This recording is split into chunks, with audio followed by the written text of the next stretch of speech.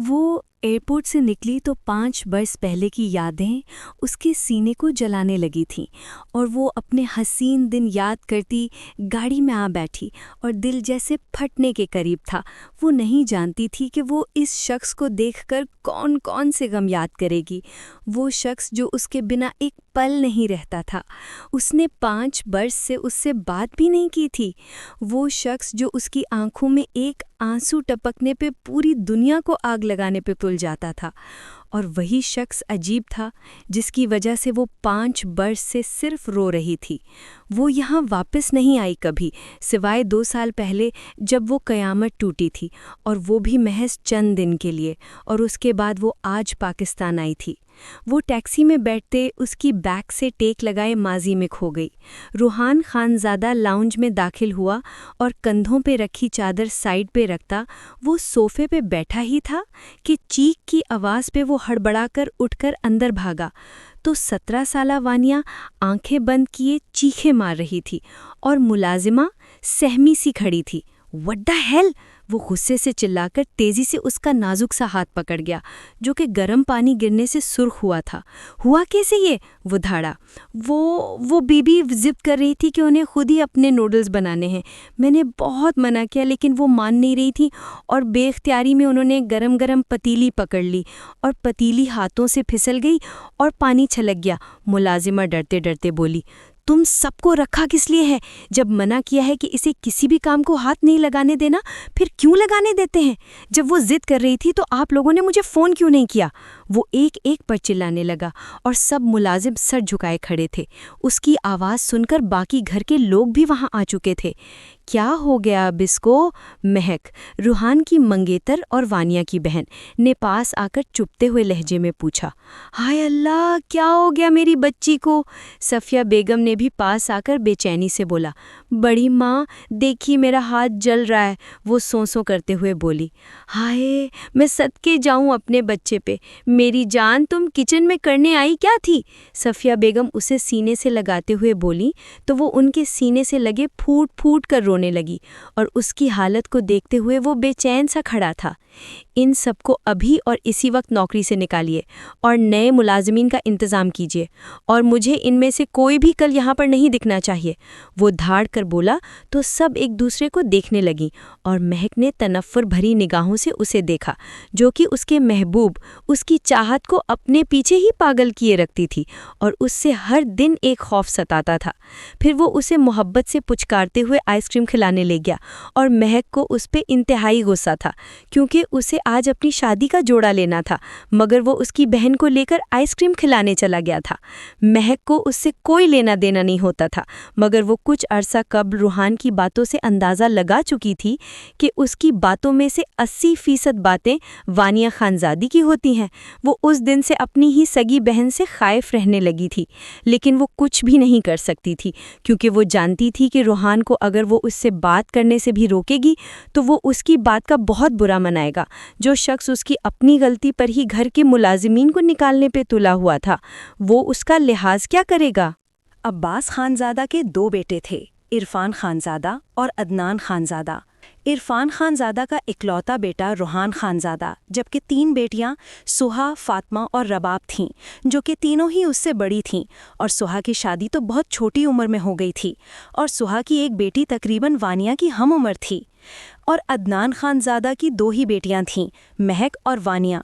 वानिया सबसे छोटी थी तो घर भर की लाडली थी, लेकिन रूहान की तो गोया जान बसती थी। क्या हुआ है, जाना नहीं है? चलो हम तो शॉपिंग के लिए निकलते हैं, सुहा ने पास आकर कहा। नहीं सुहा आपा, मेरा दिल नहीं कर रहा। ऐसा करें आप लोग चले जाओ, मैं फिर किसी दिन चली जाऊंगी। वो आहिस्ता से बोलती अपने कमरे में चली गई। उन तीनों ने एक दूसरे को देखा और फिर सफ़िया बेगम की जानिब देखा, जो कि परेशान दिख रही थी। क्या तुम लोगों को भी महसूस हुआ कि महक का रवैया बहुत ज़्यादा बदल गया है? ऐसा लगता है कि वो अपनी बहन से नफ़रत करने लगी है, सफ़िया बेगम ने कहा। ज़ाहिरी बात है अम्मी, ऐसा तो होगा ही ना, और वैसे भी आप भी तो देखें ना, रोहान ने उसके साथ कमिटमेंट की थी कि वो आज जल्दी आएंगे और जाकर शादी का जोड़ा सेलेक्ट करेंगे, लेकिन आते ही वानिया को लेकर आप आइसक्रीम खिलाने के लिए ले गए। अब वानिया कोई छोटी सी बच्ची नहीं है, माशाल्लाह से 17 साल की लड़की है और बालिग है, मगर उसका बचपना ख़त्म होने का नाम ही नहीं लेता। मेरी रायमा को देखा, कितनी समझदार है, पूरे 1 साल छोटी है। कुछ दिन के बाद रोहान की और महक की शादी है। क्या ये सब इसी तरह चलता रहेगा? सुहा ने संजीदगी से कहा, तुम तो अच्छी तरह से जानती हो कि रोहान महक को पसंद करता है और हमने उसके कहने पर ही महक से रिश्ता किया था, लेकिन वो वानिया से वैसे ही मोहब्बत करता है जैसे अपनी बहनों से करता है, और मेरे ख्याल में इसमें कोई हर्ज की बात नहीं है। वो बच्चे को चोट लग गई है तो उसे बहलाने के लिए बाहर ही तो लेकर गया है, कुछ देर में आ जाएगा और रात भर बाजार खुले रहते हैं। सफ़िया बेगम ने कहा तो वो तीनों सर्द आ भरकर रह गई। अब क्या कह सकते हैं, अम्मी भी किसी की नहीं सुनती। इतने अरसे के बाद अम्मी ने घर में कोई बच्चा देखा था ना, बस उसी को बच्चा समझ बैठी हैं। रबाब ने तासुफ से सर हिलाते हुए कहा, मैं फिर अपने शौहर को फ़ोन करने लगी हूँ। मैं तो चली अपने घर, कल आ जाऊँगी। मेरे बच्चों ने तो घर में धमाल मचाई होगी। फातिमा ने जल्दी से कहा, चुप करके बैठी रहो, पहले ही महक का मूड इतना ज़्यादा ख़राब है, कुछ देर इंतज़ार कर लेते हैं, क्या पता रोहान वापस आ ही जाए। रबाब ने उसे डांटते हुए कहा तो वो चुपचाप जाकर बैठ गईं। फिर रूहान का इंतज़ार करते करते उन्हें 2 घंटे हो चुके थे। अब तो उनके भी सब्र का पैमाना लबरेज हो गया था। उनके शौहरों के फ़ोन पे फ़ोन आ रहे थे और उन्होंने घर वापस जाने का प्लान बनाया। जब वो ड्राइवर के साथ बाहर निकलने ही वाले थे कि जब ही रूहान अंदर दाखिल हुआ। जाओ जाकर आराम करो, मैं बाद में बात करता हूँ। वो सबके खतरनाक तेवर देखकर वानिया से आहिस्ता से बोला तो वो तेज़ी से अपने कमरे की जानिब बढ़ गई। शर्म आनी चाहिए रूहान, आपको पता भी है महक का मूड किस कदर ख़राब है। अब तो मुझे नहीं लगता कि वो जाएगी, हम लोग भी घर जा रहे हैं, फातिमा ने गुस्से से कहा। सॉरी, एक्चुअली उसे रास्ते में याद आया कि उसे कटिंग करवानी है, तो मैं उसे पार्लर ले गया था और वहाँ पर इतना टाइम लग गया, वो अपना सर खुजाते हुए बोला। तो उन तीनों ने तासुफ से उसे देखा। वैसे आपको इसके अलावा कुछ याद रहता भी है कि नहीं? हद होती है यार, पता भी है महक का मूड किस कदर ख़राब है और उसे देख देख कर हमारा दिल बुरा हो रहा था। ज़ाहिरी बात है वो आपकी मंगेतर है और बीवी बनने वाली है कुछ दिनों में, और वो किस तरह ये सब बर्दाश्त करेगी? रबाब ने संजीदगी से कहा। अच्छा, आप लोग कहीं नहीं जा रहे, मैं अभी उसे मना कर लाता हूँ, फिर हम लोग बाजार निकल रहे हैं। मुझे इतना गुस्सा आ रहा है, ऐसे कैसे कर सकते हो तुम? अरे क्या हो गया यार, उसे चोट आई थी, मैं उसे रोता हुआ छोड़कर बाजार जाता? अच्छा लगता वहाँ जाकर, मेरा दिल उसी की तरफ लगा रहना था। अब उसका मूड सेट है, वो जाकर आराम करेगी, मैं आराम से महक को टाइम दे पाऊंगा, वो भी खुश और महक भी खुश। वो हल्का से मुस्कुराते हुए बोला और फिर तेज़ी से महक के रूम की जानिब बढ़ गया। वो अंदर दाखिल हुआ तो महक औंधे मुंह बेड पर लेटी थी। वो उसके पास जाकर उसके बालों को छूते हुए उसे पुकारने लगा। उसने सर उठाकर देखा तो उसका सुर्ख और सफ़ेद चेहरा गुस्से से लाल था और आंखों में नमी थी।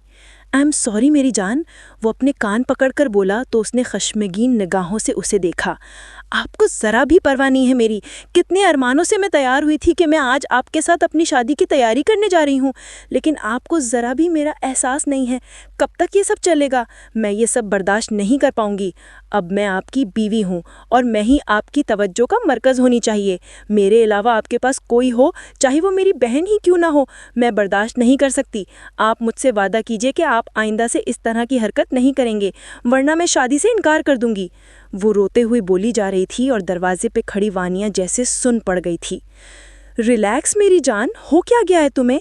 उसकी अपनी जगह है और तुम्हारी अपनी जगह है। वो मेरे लिए वैसे ही है जैसे सुहा, रबाब और फातिमा हैं। अब देखो, तुम्हारे साथ जा रहा हूँ, तुम जितनी मर्जी देर मुझे अपने साथ रखना। पूरी रात भी शॉपिंग करवाओगी ना, चुपचाप करूँगा। अब जल्दी से एक स्माइल दे दो और चलो मेरे साथ।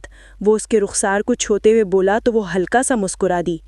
चलो जल्दी से अपना चेहरा साफ करो और नीचे आओ, मैं तुम्हारा इंतज़ार कर रहा हूँ। और हाँ, हमारी शादी कुछ दिनों में हो रही है, फिर पूरी रात तुम्हारे पास रहा करूँगा। वो शरारती अंदाज में बोला तो महक के चेहरे पे सुर्खी सी छा गई और बाहर खड़ी वानिया की ये सोचकर जान जाने लगी थी कि वो उससे दूर हो जाएगा, लेकिन फिर वो सारी सोचें झटक कर अपने कमरे में आ गई। अगले दिन वो नाश्ता करने के लिए बाहर आई तो ज़ैनिया बेगम यानी उसकी माँ महक के पास बैठी थी। काफ़ी खुश लग रहा है मेरा बच्चा, और तुम्हें इस तरह देखकर मैं बहुत खुश हूँ। जी मम्मा, ऐसा लग रहा है कि सारे खौफ ज़ाइल होते जा रहे हैं।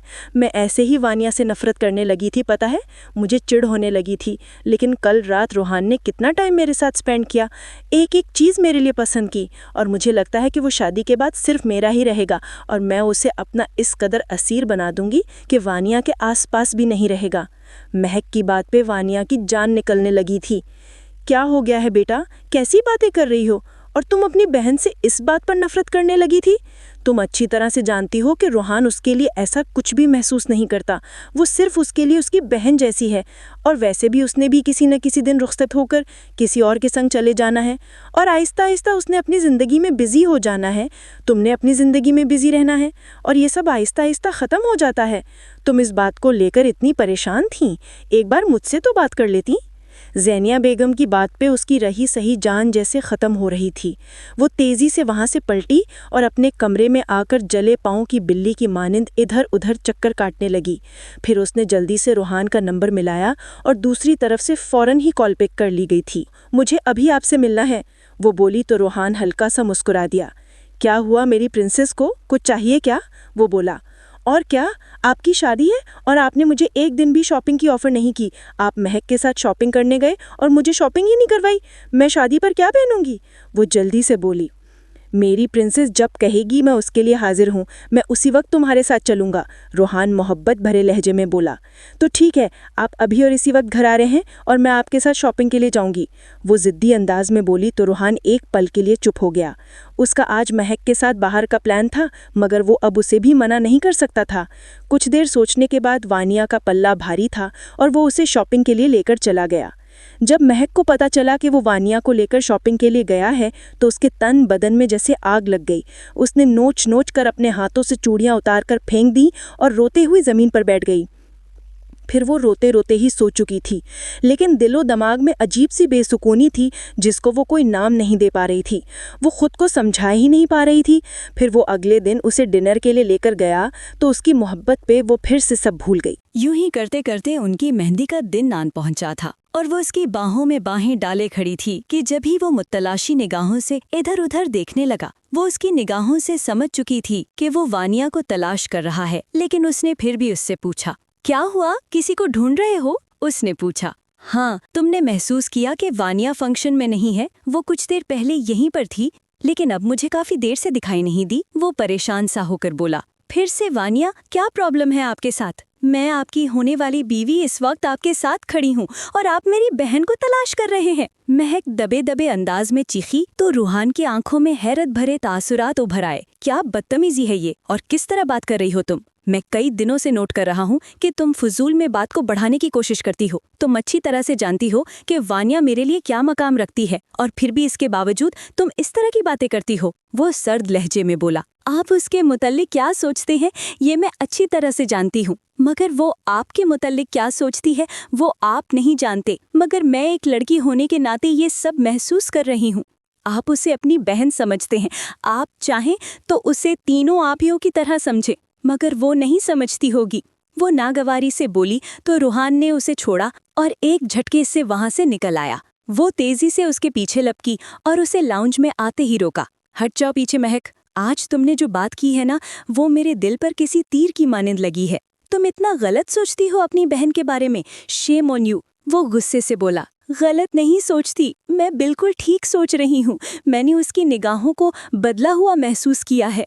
वो परेशान और खोई खोई सी दिखती और मुझे डर है कि मैं आपको खो न दूं, वो रोते हुए बोली तो रूहान उसके आंसुओं पे नर्म पड़ गया। तुम गलत सोच रही हो, ये तुम्हारे दिल का वहम है। कौन सा ड्रामा मूवी देखी है तुमने? ऐसा कुछ नहीं है। तुम जानती हो कि मैं उसे बहनों की तरह समझता हूँ और वो भी मुझे भाई की तरह ही समझती है। वो उसके रुखसार पे हाथ रखते हुए बोला तो वो लब भींच कर रह गई। तुम ऐसा करो, बाहर चलो, सब लोग परेशान होंगे, मैं उसे लेकर आता हूँ। वो कहता हुआ तेजी से उसके रूम की जानिब बढ़ा और जैसे ही उसके रूम में दाखिल हुआ तो वो घुटनों में सर दिए रो रही थी।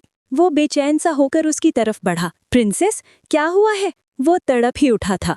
उसने सर उठाकर देखा और फिर जल्दी से वो उसके सीने से लगकर फूट फूट कर रो दी। प्रिंसेस, क्या हो गया है? किसी ने कुछ कहा है क्या? वो उसके आंसुओं पे बेचैन हुआ था। आप आपा से शादी मत कीजिए, वो मुझे मुझसे छीन लेगी। उसने उस दिन कहा कि वो मुझे बर्दाश्त नहीं कर सकती। वो मम्मा से भी उस दिन कह रही थी और मम्मा ने कहा कि एक दिन मैं भी आपको छोड़कर चली जाऊंगी, मेरी शादी किसी और से होगी, फिर हम धीरे धीरे एक दूसरे को भूल जाएंगे। मैं ऐसा नहीं चाहती, मैं आपको भूलना नहीं चाहती, मैं आपको खोना नहीं चाहती।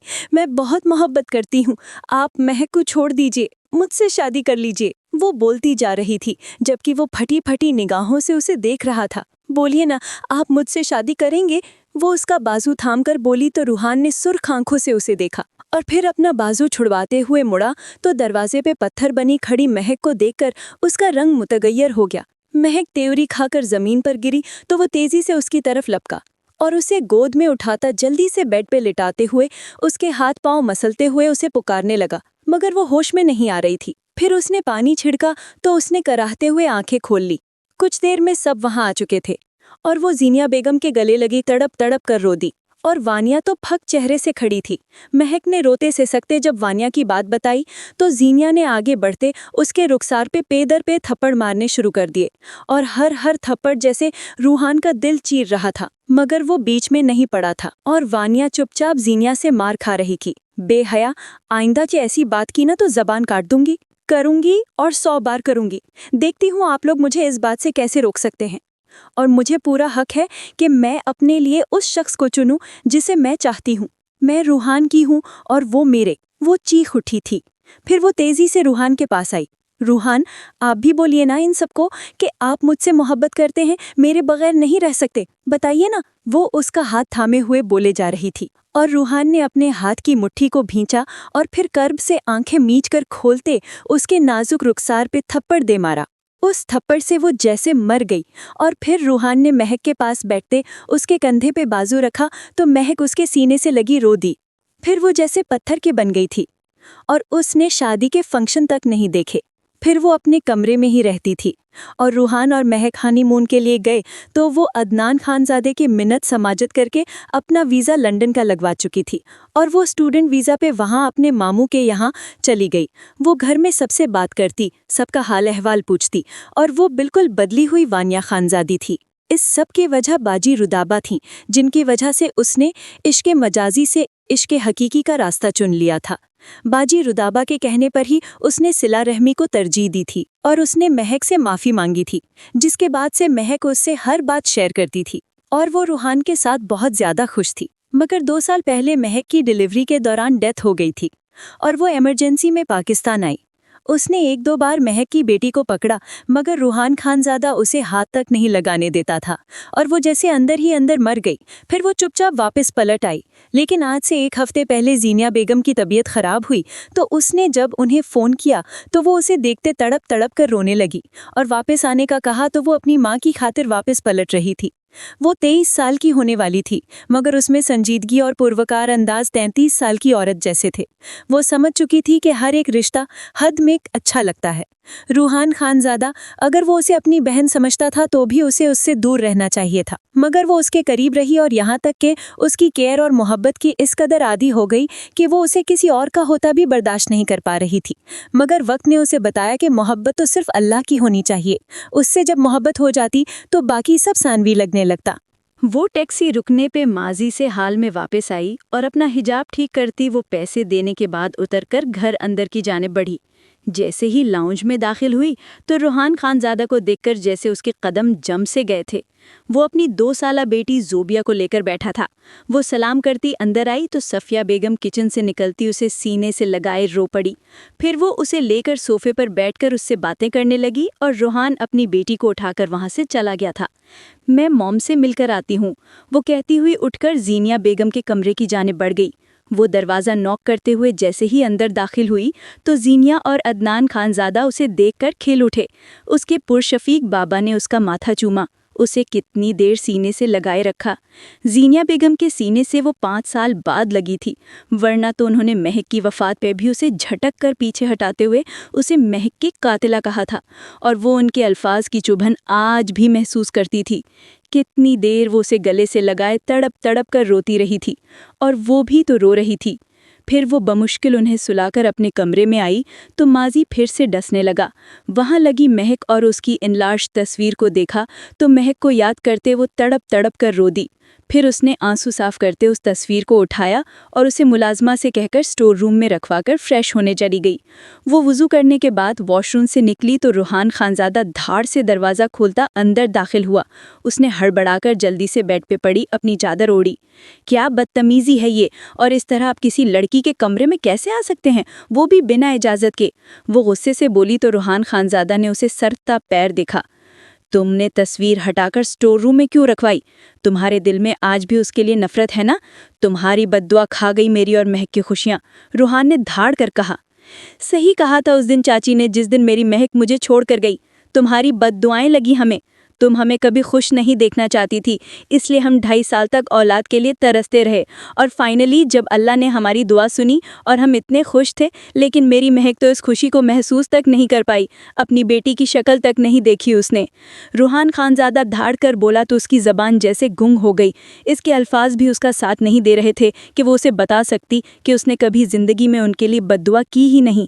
वो हमेशा उनकी खुशियों की दुआ ही करती रही थी और महक हमेशा उससे कहती थी कि दुआ करो मुझे जल्द अज जल्द खुशखबरी मिले, और वो हमेशा खुश दिली से दुआ देती थी और लोगों से कहती थी कि मेरी बहन के लिए दुआ कीजिएगा।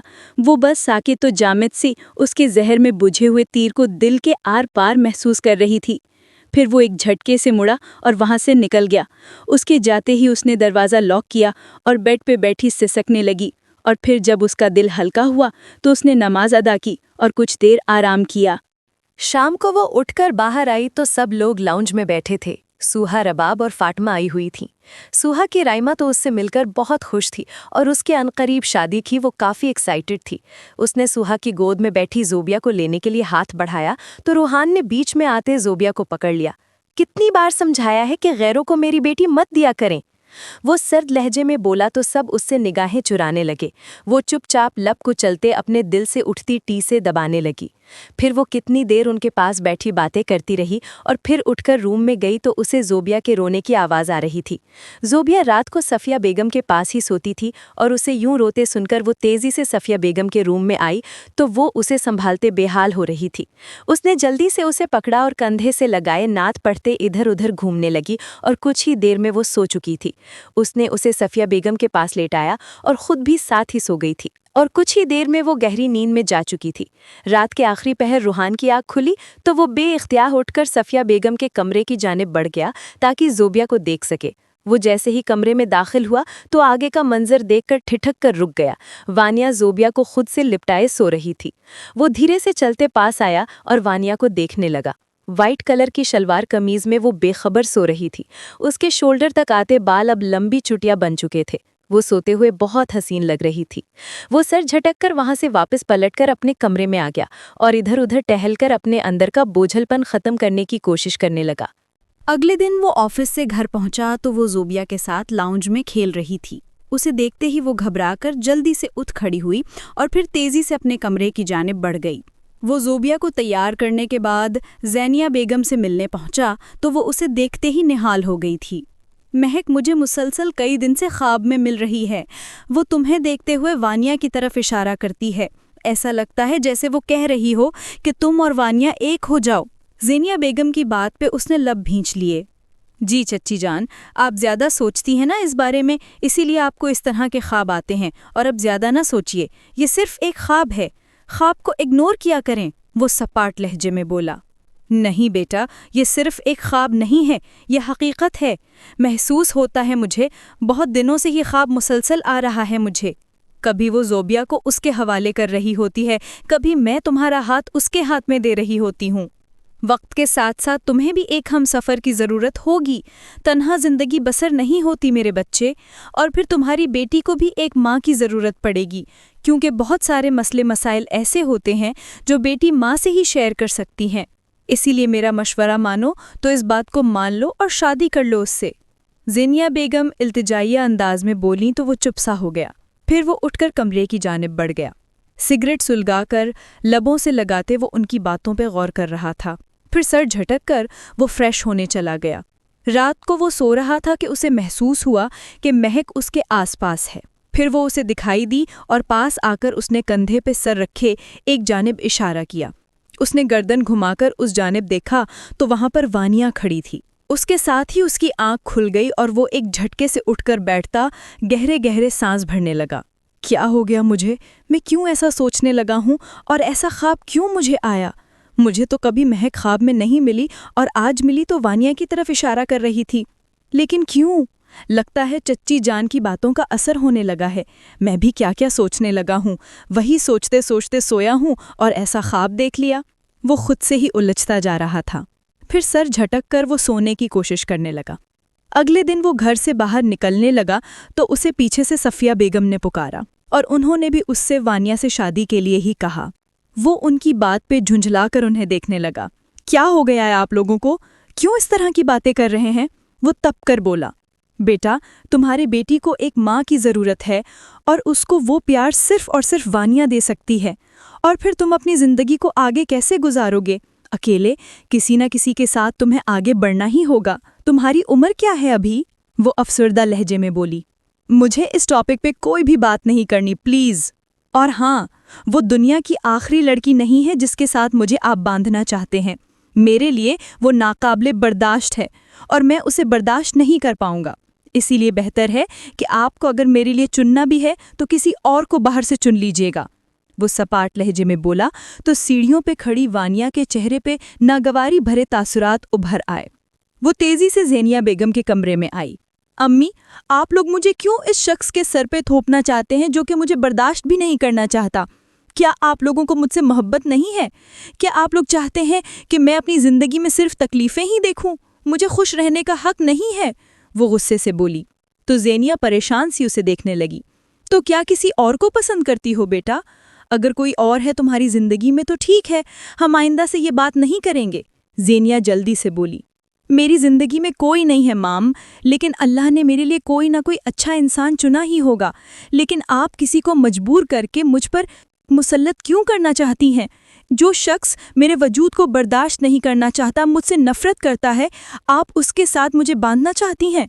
वो झुंझला कर बोली, नहीं बेटा, मुझे तो बस आजकल महक ही दिखाई दे रही है।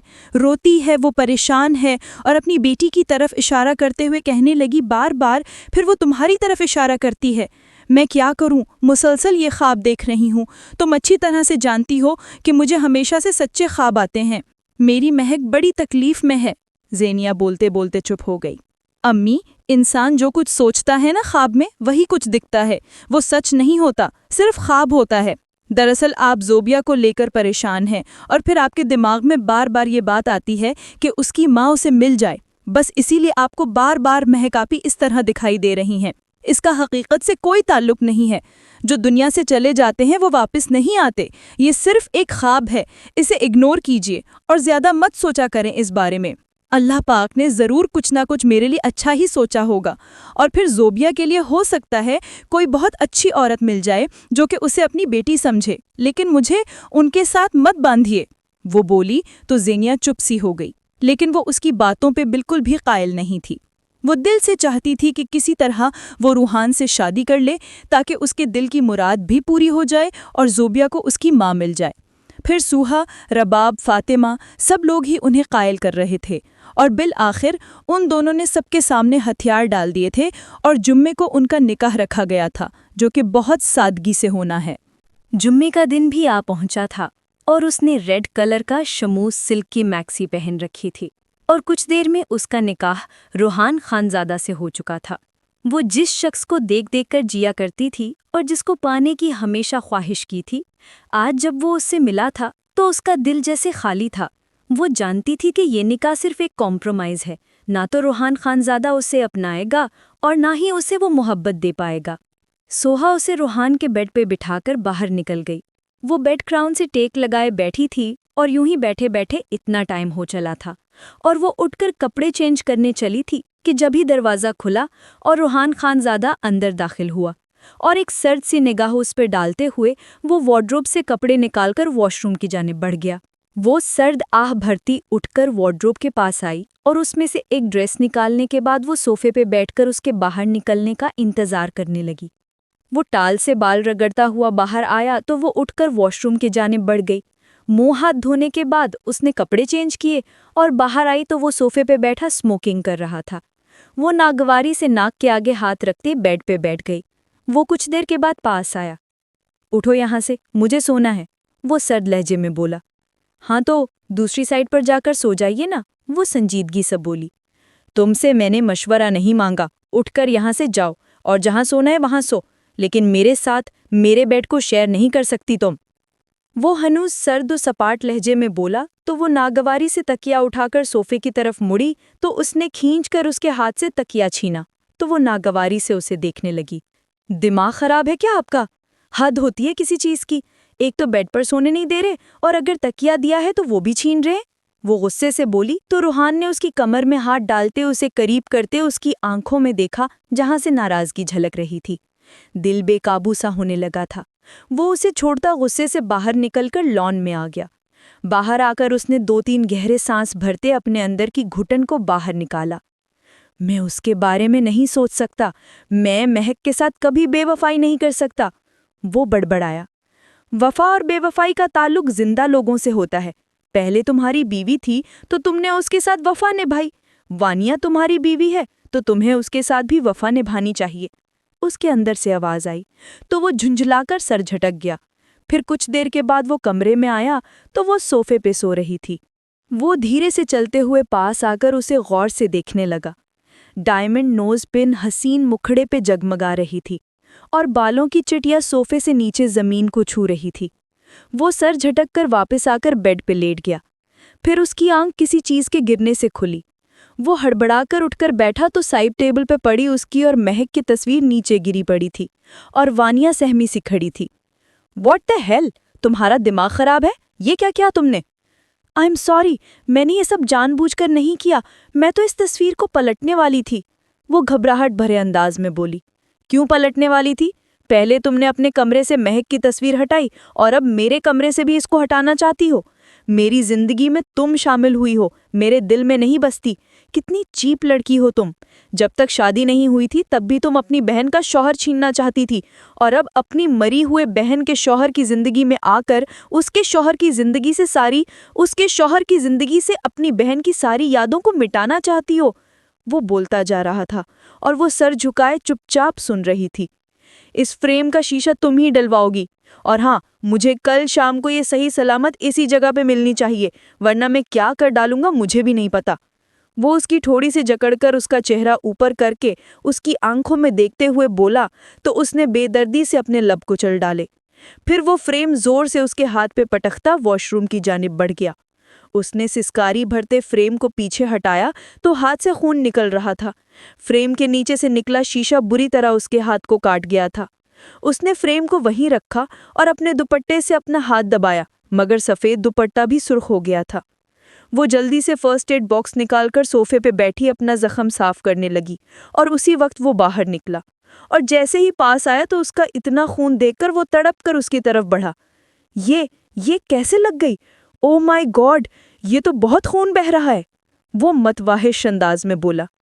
इतनी भी ज्यादा नहीं है और चोट ही है, आराम आ जाएगा, वो फीकी सी मुस्कुराहट से बोली।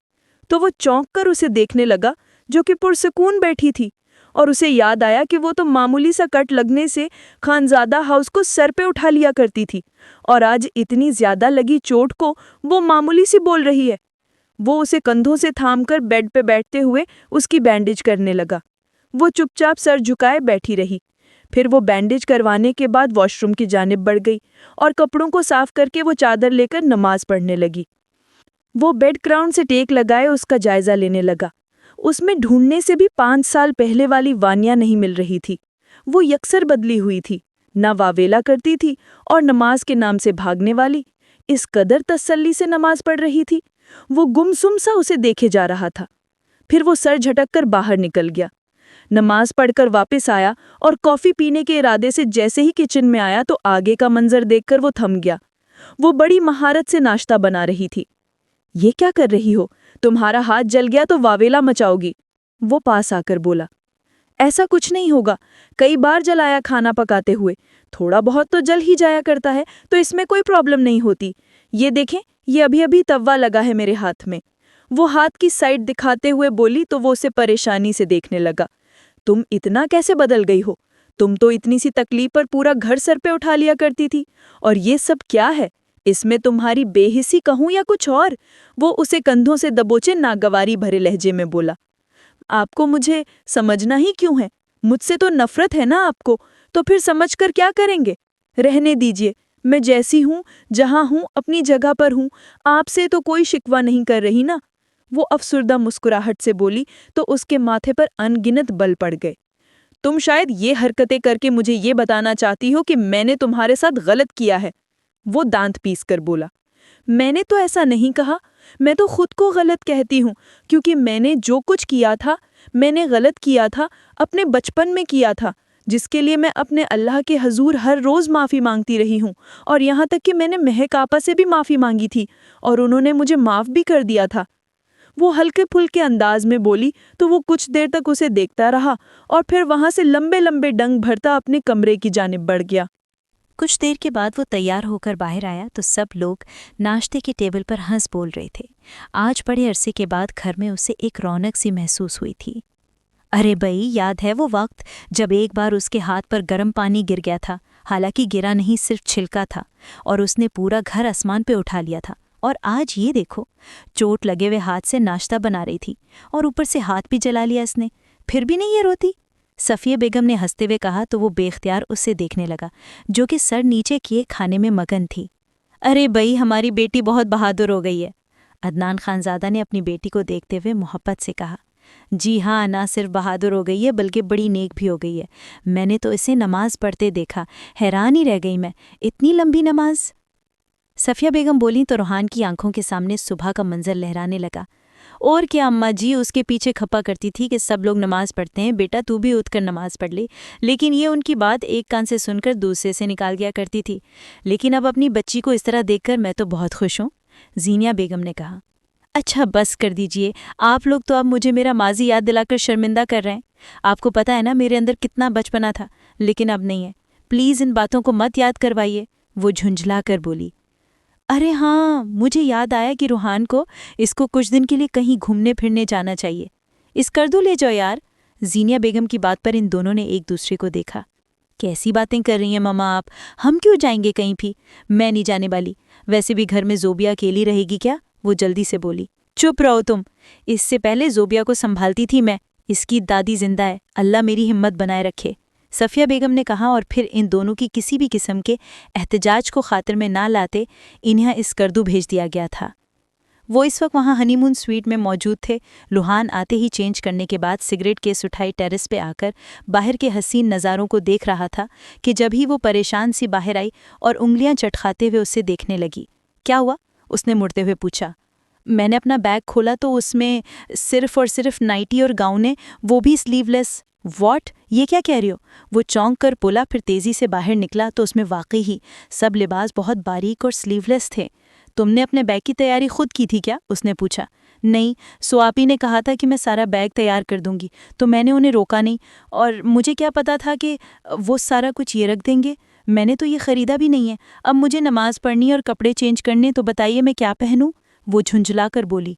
ये गाउन पहनने के बाद ऊपर से जैकेट वगैरह पहन लो, वो ब्लैक कलर का गाउन उसकी तरफ बढ़ाते हुए बोला। तो वो चुपचाप जाकर कपड़े चेंज करने लगी। वो सोफे पे बैठा उसके बाहर आने का इंतज़ार कर रहा था, और कुछ देर के बाद वो जैसी बाहर आई तो रूहान की धड़कन जैसे कानों में सुनाई देने लगी थी। फिट स्लीवलेस गाउन में उसका फिगर नुमाया हो रहा था और वो यक तक उसे देखे गया। फिर बेअख्तियार वो उठकर उसके करीब आने लगा तो वानिया की जान जैसे लबों पर आ गई और वो जल्दी से रुख फेर गई। रूहान ने उसके बालों को पीछे हटाए, उसकी गर्दन को छुआ तो वो जोर से आंखें मीच गई। वो एकदम से उसे बाहों में भरता उस पर शिद्दतें बरसाने लगा। फिर वो गोद में उठाए बेड पे लाया तो वो सहमी निगाहों से उसे देख रही थी। फिर वो उस पर झुका ही था कि एकदम से महक का चेहरा सामने आया तो वो एक झटके से उससे दूर हुआ और फिर तेज़ी से कमरे से बाहर निकलता चला गया। वानिया उसकी यूं जाने से सुन सी पड़ गई। फिर वो अपनी आंखों में आई नमी को साफ करते उठी और जैकेट पहनने के बाद वो नमाज पढ़ने लगी।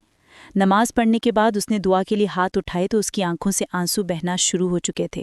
ए अल्लाह, मैंने हमेशा तुझसे दुआ मांगी है कि मेरे दिल से इस शख्स की मोहब्बत निकाल दे। मैंने इस शख्स को कभी पाने की ख्वाहिश नहीं की, लेकिन अब जब वो मेरा शौहर है तो इसकी ये बेइतनाई मुझे काट रही है। मुझे सब्र अता फरमा या मेरे दिल से इसकी मोहब्बत को निकाल दे। वो दुआ मांगते हुए हिचकियों से रो दी। फिर दिल हल्का हुआ तो वो चेहरे पे हाथ फेरते टेरेस पर आई तो सर्द हवा से उसके अंदर सुकून सरायत कर गया। वो आंखें मूंदे उस ठंडी हवा को अपने अंदर उतारने लगी। फिर वो सोने के लिए लेट गई और शाम को उठी तो सफ़िया बेगम का फ़ोन आ गया और उन्होंने रूहान को कहा कि वो उसे लेकर बाहर जाए। लेकिन रूहान का मूड ये बात सुनते ही ख़राब हो गया था, मगर वो अपनी माँ की बात नहीं टाल सकता था तो उसे लेकर वो बाहर आ गया। वो एक झील के किनारे खड़े डूबते सूरज को देख रहे थे। फिर वो लोग वापस होटल आ गए। दोनों के दरमियान बातचीत ना होने के बराबर थी और यूं ही 3 दिन गुजर चुके थे और कल उन्हें वापस जाना था क्योंकि रायमा की शादी की डेट फिक्स होनी थी। और वो अगले दिन कुछ शॉपिंग के लिए निकल आए और वहाँ उससे शॉपिंग मॉल छोड़कर रूहान कहीं चला गया था। और कुछ देर के बाद एकदम से वहाँ तूफ़ानी बारिश शुरू हो चुकी थी और वो हड़बड़ाकर रूहान को ढूंढती बाहर आई तो शॉपिंग मॉल के सब इमरजेंसी दरवाजे भी बंद हो चुके थे। वो उसे ढूंढती पुकारती जा रही थी। एक खौफ सा उसके अंदर सरायत कर रहा था। वो उसे ढूंढते हुए काफ़ी दूर निकल आई और बारिश में उसके कपड़े भी भीग चुके थे। वो बुरी तरह कांपती हुई एक साइड पर जाकर बैठ गई। उसकी आंखें अब खुद ब खुद बंद होना शुरू हो रही थीं। उसे लग रहा था कि उसकी जान निकल रही है। फिर सामने से रूहान भागता हुआ उसकी तरफ आता दिखाई दिया तो वो खुद को संभालते हुए उठकर खड़ी होती उसकी तरफ चलने लगी और जैसे ही वो पास आया वो उसे ज़ोर से गले लगा गया। पागल लड़की, तुम्हें ज़रूरत क्या थी वहाँ से निकलने की? मैंने कहा था ना कि मैं आऊँगा वहाँ पे, वो उसे डांटते हुए बोला। और उसने अपने कपकपाते लबों से कुछ कहने की कोशिश की मगर उसकी आंखें बंद होती चली गईं और वो उसकी बाहों में झूल गई। अरे प्रिंसेस, मेरी तरफ देखो। रूहान बेताब सा होकर उसके रुखसार थपथपाने लगा। उसके होंठ नीले हुए थे। वो जल्दी से गाड़ी में डालकर होटल पहुंचा और कमरे में आकर उसके कपड़े चेंज करते अंगीठी जलाई मगर वो कांपे जा रही थी। वो उस पर डबल कंफर्टर भी ओढ़ा चुका था मगर उसकी तबीयत बिगड़ती जा रही थी।